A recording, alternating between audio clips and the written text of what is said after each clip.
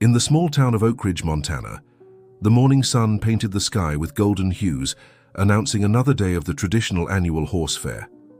The main corral buzzed with anticipation, and at the center of all attention was Thunder, an imposing black horse that seemed to challenge anyone who dared approach. Sarah observed the animal from a distance, her brown eyes fixed on every movement of the horse. At 16, she was already known in the region for her unique ability with horses, but few truly believed in her special talent. Miguel Sanchez, Thunder's owner, paced back and forth, his expression mixing frustration and challenge. "Nobody can tame this horse," he shouted to the crowd. "Whoever wants to try can make an offer." The local trainers exchanged challenging glances. Some had already tried to ride Thunder and ended up thrown to the ground in a matter of seconds. The horse was like a force of nature, wild, unpredictable, untamable. Sarah felt something different. It wasn't just a wild horse in front of her. There was something deeper, something no one else seemed to notice. The way Thunder moved his head, how he reacted to the sounds around him, everything seemed to scream, a story that no one was listening to. Her father, John, approached, placing his hand on her shoulder. "Don't even think about it, Sarah," he said sternly. "That horse is too dangerous. Have you seen how many strong men have been thrown to the ground?" But Sarah knew something pulled her towards Thunder, an inexplicable connection, a silent call that she couldn't ignore. The crowd started betting. How long would Sarah last in the corral? Minutes? Seconds? Miguel watched with a scornful smile, certain that another would be easily defeated by Thunder. Ryan, a local blogger, prepared his camera. Something told him that this moment would be special. Sarah took a deep breath. She took the first step towards the corral, ignoring the warnings, the laughter, the bets. Her heart was pounding, but her determination was even more intense. The challenge was set. Thunder waited for her, snorting, defiant, as if to say, "Do you have the courage to face me?" And Sarah responded without words, "I don't want to face you, I want to understand you." The silence was deafening. Sarah advanced with slow and calculated steps, each movement studied, as if she were dancing, a delicate choreography with Thunder. The horse, in turn, watched her with an intensity that went beyond the simple instinct of defense. The spectators held their breath. Some bettors were already mentally counting the seconds it would take for Sarah to be knocked down. Ryan adjusted, his camera, capturing every detail of that unique moment. Miguel Sanchez crossed his arms, a smile of contempt on his lips. "Another one who's going to learn the lesson," he muttered to himself. Sarah didn't look directly at Thunder. She knew that a direct look could be interpreted as a threat. Instead, she moved laterally, allowing the horse to perceive her without feeling pressured. Thunder snorted, his nostrils dilated, muscles tense like ropes ready to be released. Any sudden movement could trigger a violent reaction. "Easy, Sarah," whispered, not even with her voice, but with her energy. It was something she had learned by observing horses on her farm. Communication wasn't just about sounds, but about presence. Slowly, she extended her hand, not to touch, but to allow Thunder to smell her, to know her. An offer of approach, not confrontation. The horse hesitated. He stepped back, then another. His eyes, large and expressive, alternated between curiosity and distrust. John, Sarah's father, couldn't stand still. "Sarah, get out of there," he shouted. But his voice seemed distant to the young woman, completely focused on the moment. Thunder took a step forward, then another. The tension in the corral was palpable. Every movement of the horse was followed by hundreds of attentive eyes. Ryan adjusted the zoom on his camera, sensing that something extraordinary was about to happen. Suddenly, something changed. Thunder stopped snorting. His muscles, previously tense, began to relax. It was as if a silent conversation was happening between the young woman and the horse. Sarah continued with her hand extended. She didn't force, she didn't pressure. She was simply there, offering a possibility of connection. And then, at the moment no one expected, Thunder approached. Not with the violence of before, but with an almost childlike curiosity. His muzzle gently touched Sarah's hand. The crowd held its breath. The moment Thunder's muzzle touched Sarah's hand seemed to freeze time. The crowd remained in absolute silence, as if any sound could break that delicate connection that was forming. Sarah didn't move. Her breathing was soft, controlled. Her eyes, previously determined, now conveyed a deep calm. Thunder sniffed her hand, each inhalation filled with caution and curiosity. Miguel Sanchez took a few steps forward, incredulous. "This can't be happening," he muttered to himself. Slowly, Sarah began to caress Thunder's neck. Her fingers barely touched the horse's black and shiny coat, as if she were drawing an invisible story. Thunder didn't back away. He didn't snort. He simply allowed it. Ryan continued filming, his eyes alternating between the scene in the corral and the camera viewfinder. He knew that this moment was special, something that could change everything. John, Sarah's father, watched with a mixture of fear and admiration. He knew his daughter and her unique connection with animals, but this was beyond anything he had ever seen. Suddenly, something extraordinary happened. Thunder, the horse considered untamable, knelt slightly before Sarah. It wasn't a fall or a stumble. It was a deliberate movement, as if he were making a reverence. The crowd erupted in murmurs. Some applauded. Others were dumbfounded. Miguel felt the ground slip beneath his feet. That horse he considered impossible to tame, that had resisted all his efforts, now bowed before a 16-year-old girl. "How?" he asked aloud, more to himself than to anyone else. Sarah continued to caress Thunder, as if nothing extraordinary was happening. To her, that moment seemed the most natural thing in the world. Ryan didn't stop filming. He knew that this video would be something special, something that could change the way people saw the relationship between humans and animals. The afternoon sun began to lower, painting the sky orange and red. Thunder remained kneeling, his head close to Sarah's body, as if seeking protection or comfort. Something unique had happened in the Oak Ridge Corral, something that no one present there would ever forget. And Ryan's video was about to show this to the world. In the hours following the incident in the corral, Ryan's video began to spread, like wildfire in dry grass. First on local social networks, then regional, until in a matter of hours the scene of Sarah and Thunder had become a viral phenomenon. Comments popped up on all platforms. "Impossible," some wrote. "This is manipulation," others shouted. "What an incredible connection," many admired. In small Oak Ridge, Sarah's life changed overnight.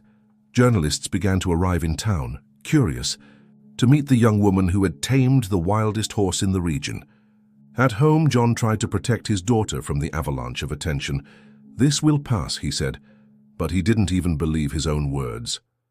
Miguel Sanchez, in turn, oscillated between anger and disbelief. Thunder, his horse that he considered unsellable, was now the center of attention. Proposals began to emerge, some millionaire to buy the animal. At the local university, veterinary and animal behavior professors began to debate the video. Experts wanted to understand what had happened in that corral. Sarah remained calm. For her, none of this was extraordinary. "It's just a matter of respect," she said when asked about her method. Ryan, the young blogger, saw his channel grow exponentially. The video had been played millions of times in less than 24 hours. A national television program made contact. They wanted an exclusive interview with Sarah and Thunder. The proposal was tempting. National exposure that could completely change the young woman's life. John was torn. Part of him wanted to protect his daughter from sudden fame. Another part saw there a unique opportunity for Sarah to show her talent.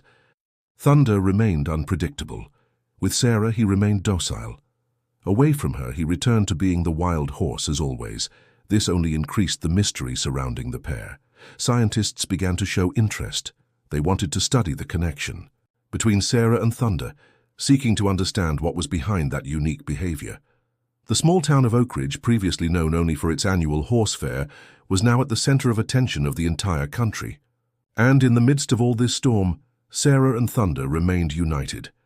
A connection that went far beyond what anyone could explain. The world was watching them, waiting to see what would happen next. The proposal from the national television program was challenging. A live event where Sarah would demonstrate her skills with Thunder in front of an audience of experts, trainers, and critics. The chosen location was a large equestrian center in Denver, Colorado, a perfect stage to prove and or disprove the talent of the young woman from Oakridge. In the days leading up to the event, Sarah trained intensively with Thunder, not with traditional training methods, but with an almost telepathic communication that intrigued everyone who observed. John was divided. Part of him wanted to protect his daughter from exposure. Another part saw this as a unique opportunity to show Sarah's true potential. The preparations for the event were meticulous. Cameras from all angles, strategically positioned experts, an audience composed of veterinarians, trainers and journalists. Miguel Sanchez, still skeptical, decided to attend the event. He wanted to see with his own eyes if what had happened in the Oakridge Corral was real. On the eve of the big day, Sarah spoke softly to Thunder in the trailer that transported them. "Let's show everyone," she whispered, caressing the horse's neck. Thunder seemed different, more tense, more aware of the importance of the approaching moment. At the hotel, Sarah mentally reviewed everything she had learned. Her connection with horses went beyond traditional training. It was something that came from within, something that couldn't be taught, only felt. The press speculated. Some bet it would be a failure. Others already considered her a revolutionary in dealing with animals. One detail caught attention. Thunder only responded to Sarah's commands. With anyone else, he remained wild and uncontrollable. On the night before the event, a group of traditional trainers gathered to discuss discrediting strategies. They didn't accept that a 16-year-old girl could have methods superior to their years of experience. Sarah slept peacefully. Thunder, in the trailer next door, remained vigilant. The day of the great challenge was about to dawn, a day that promised to forever change the way people saw the relationship between humans and animals. The tension was palpable, the silence that preceded the storm. And at the center of it all, a young woman and her horse ready to show the world a truth that few were capable of understanding. The Denver Equestrian Center was packed. More than 1,000 people occupied the stands, with television cameras, strategically positioned to capture every movement of Sarah and Thunder. In the dressing room, the young woman wore a traditional riding outfit, but her look was different. It wasn't one of competition, but of deep connection. John accompanied her, visibly nervous. "You don't have to prove anything to anyone," he said, squeezing his daughter's hand. Sarah smiled. "I'm not here to prove, Dad. I'm here to show." On the central stage, a panel of experts waited. Veterinarians, renowned trainers, behavioral scientists, all with a single goal: to unravel the mystery of Sarah and Thunder. Miguel Sanchez was in the front row, his gaze fixed on the horse he once considered untamable. Ryan, the blogger who recorded the original video, was broadcasting the event live to thousands of online followers. When Sarah entered the arena, absolute silence took over the environment. Thunder walked beside her, not held by ropes or reins, but by an invisible connection. The first challenge would be simple, a series of complex commands that would normally take years of traditional training. The leader of the expert panel, Dr. Marcus Henderson, a renowned behavioral veterinarian, watched closely. Sarah didn't use a whip. She didn't use traditional verbal commands. Her movements were subtle, almost imperceptible. A slight hand movement, a look, a breath. Thunder moved as if dancing. Each step, each change of direction seemed like a perfect choreography. The experts exchanged looks of disbelief. Some began to make frantic notes. Then came the most challenging moment, a test that no one expected. Dr. Henderson asked other trainers to try to give commands to Thunder. One by one, they failed. The horse remained motionless, completely ignoring the commands.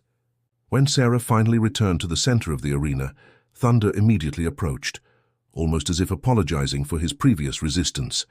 The audience began to murmur. Some applauded, others remained in shock. Ryan continued broadcasting. He knew that moment would be historic. At the most tense moment of the event, something unexpected happened. Thunder, without any command, knelt before Sarah, not like the first time in the corral, but as a gesture of total surrender and respect. Dr. Henderson stood up, breaking protocol. "This," he said into the microphone, "is something I've never seen in 30 years of career. The true revolution was just beginning.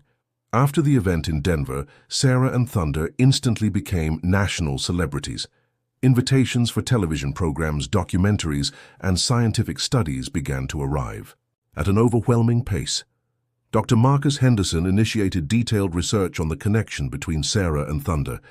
Exams, behavioral tests, genetic analyses, all to try to understand that unique relationship. The first results were surprising. Thunder showed completely different neurological patterns when he was close to Sarah. His heart rate, stress levels, and response to external stimuli changed radically. In small Oak Ridge, Sarah's life would never be the same. Journalists camped in front of her farm, waiting for a glimpse of the young tamer and her legendary horse. John struggled to protect his daughter from excessive exposure. "She's just a girl," he repeated to reporters. But Sarah was no longer just a girl. She had become a symbol of a new form of interaction with animals. Miguel Sanchez, initially skeptical, began to see Thunder as a business opportunity. Millionaire proposals from horse breeders and equestrian centers arrived daily. But Sarah was clear. Thunder was not for sale. For her, the horse was not an object, but a being with whom she had a deep connection. During an exclusive interview, Sarah revealed something that few knew. Since childhood, she always had a special ability to communicate with animals, not through words but through an energy, an understanding that went beyond traditional training. "It's about respect," she said, "not about dominating, but about understanding." The scientific community began to divide. Some considered Sarah and Thunder's case a unique phenomenon. Others sought more rational explanations. A documentarian proposed following Sarah for a year, recording her relationship with Thunder and other horses. The proposal was tempting, but John still hesitated. Meanwhile, Thunder remained a mystery. With Sarah, he was docile and responsive. With anyone else, he remained wild and unpredictable. Dr. Henderson raised a revolutionary hypothesis. Sarah possessed a unique ability to interpret the body language and emotions of animals, something that went far beyond traditional training. Animal rights groups began to see Sarah as a pioneer. Her gentle methods, based on respect, were gaining more and more followers. A California university even proposed a scholarship for Sarah, interested in studying her unique methodology of communication with animals. The young woman from Oak Ridge had become more than an internet sensation. She had transformed into a symbol of a new way of understanding the relationship between humans and animals. And at the center of it all, Thunder continued to be the horse that no one could fully explain. The story was far from over. The final proposal came from an international equestrian research center in Switzerland, a challenge that would definitively test Sarah's abilities and her unique connection with Thunder. The event would be broadcast globally, bringing together the world's leading experts in animal behavior, a test that would go far beyond simple demonstrations of training. Sarah hesitated initially. The trip would be long, and Thunder had never left Montana for so long. Her father, John, saw in the proposal a unique opportunity for scientific validation. The preparations were meticulous. Medical exams, psychological evaluations, both for Sarah and Thunder. Dr. Henderson would personally accompany the expedition. During the journey, something extraordinary happened. Thunder, usually restless in unfamiliar environments, remained completely calm next to Sarah. It was as if her presence was a shield against stress. At the Swiss Research Center, a highly controlled environment was prepared. A series of challenges that would test the limits of communication between Sarah and Thunder. The first test involved a series of complex obstacles that would normally require years of traditional training. Subtle commands, almost imperceptible, movements. High-speed cameras recorded every movement. Sensors monitored the vital signs of both. The global scientific community watched attentively. Many skeptics, waiting to see the moment when the trick would be revealed. But Sarah and Thunder were different. Their connection went beyond training, beyond traditional understanding. The most tense moment came when one of the lead researchers tried to interrupt the communication between Sarah and Thunder, placing physical and sound barriers.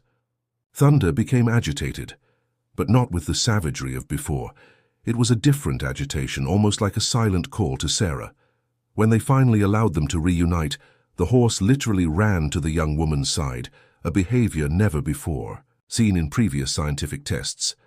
The collected data was revolutionary. It showed a neurological synchronization between Sarah and Thunder that defied all current scientific understanding. Dr. Henderson couldn't hide his emotion. "This," he said to his colleagues, "changes everything we know about interspecies communication." Miguel Sanchez, who was following the event, finally understood Thunder's true value. He wasn't a horse to be sold or tamed, but a being with a unique and extraordinary connection. On the last day of tests, something even more surprising happened. Thunder demonstrated the ability to predict Sarah's movements before she even made them, as if they could read each other's thoughts. Traditional. Science was finding its limits in the face of that inexplicable connection. Sarah smiled. For her, this was simply natural. A language she had always known how to speak, but that the world still didn't fully understand. The final challenge had been more than overcome. It had revealed a new chapter in understanding communication between living beings. The journey back to Oak Ridge was different from all others. Sarah and Thunder were no longer just a young woman and her horse. They were now symbols of a silent revolution in the way humans relate to animals. The Montana airport was packed. Journalists, researchers, fans, everyone wanted to see the duo that had conquered the scientific world. John watched his daughter with a mixture of pride and concern. The girl he knew had transformed into a young woman with a global mission. Dr. Henderson accompanied them, carrying tons of data and results that promised to revolutionize various scientific fields. His research suggested that the connection between Sarah and Thunder was something far beyond traditional training. It was almost a form of telepathic communication. At the family farm, the arrival was apotheotic. Neighbors, friends, people from all over the region wanted to see up close the duo that had become a worldwide sensation. Miguel Sanchez, who before saw Thunder only as a difficult horse, now recognized him as an extraordinary being. Millionaire offers continued to arrive, but Sarah was categorical. Thunder was not for sale. The California University renewed its scholarship proposal. Sarah could study and continue her research on animal communication, but something in her heart told her that her work was bigger than any classroom. Ryan, the blogger who initially recorded the video in the corral, had become an important documentarian. His work on Sarah and Thunder was already being considered for international awards. During the first days after arrival, Sarah began to organize a different training center on her farm. Not a place to tame animals, but to understand them. Horses from all parts began to be brought in. Animals considered aggressive, difficult, hopeless, and under Sarah's guidance, many began to show completely different behaviors. Her method was simple but revolutionary: respect, patience, connection. Thunder remained her main partner. Together, they demonstrated daily that communication goes far beyond words or commands. The small town of Oak Ridge, previously an almost unknown city, was now a point of pilgrimage for researchers and animal lovers from all over the world. John watched everything with a discreet smile. His daughter had found her purpose. It wasn't just about horses. It was about respect. It was about understanding. The first scientific results began to be published. Sarah's discoveries promised to fundamentally change the way humans viewed animals. A new era was being born, and at the center of it, a young woman and her extraordinary horse. 5 years passed. Since that day in the Oak Ridge Corral, Sarah, now 21, had transformed the small family farm into an international center for animal research and rehabilitation. Her method, dubbed interspecies empathic communication, was studied in universities around the world. Scientists from various countries came to learn from her, to observe her unique methodology. Thunder remained her main companion. Aged but still imposing, the black horse was more than a working animal. He was a silent teacher, a living symbol of the connection that few understood. The center that Sarah developed wasn't just a training facility, it was a sanctuary. Horses, rescued from situations of mistreatment, found not only care but true understanding. Dr. Marcus Henderson, now one of the main advocates of Sarah's work, had published several revolutionary scientific articles. The research showed that animal communication went far beyond what science traditionally believed. John Proud managed the bureaucratic part of the center. His daughter had become much more than he had ever dreamed, a bridge between two worlds. Miguel Sanchez, who before saw Thunder only as a horse to sell, had become one of the biggest supporters of Sarah's work. He donated part of his land to expand the research center. Ryan, the blogger who recorded the original video, produced an internationally award-winning documentary about Sarah and Thunder's story. The film had been shown at festivals around the world, inspiring thousands of people. Sarah's method began to be applied not only with horses, but with various types of animals. Wild animal rehabilitation centers began to adopt her empathic communication techniques. Thunder, even aged, remained the heart of the center. His presence was almost mystical. Animals that arrived stressed or aggressive calmed down in his proximity. An international foundation was created to continue the research work. Scholarships were offered to young people interested in understanding animal communication in a deeper and more respectful way. Sarah knew that her work was just the beginning. There was still much to be discovered, understood, revealed. On a quiet afternoon, sitting in the field where it all began, Sarah caressed Thunder. Her eyes reflected a connection that went far beyond words. "We did it, my friend," she whispered. Thunder, in response, leaned his head on Sarah's shoulder. A simple gesture, but loaded with meaning. They had changed the world, not with force or imposition, but with respect, patience, and love. The silent revolution had begun.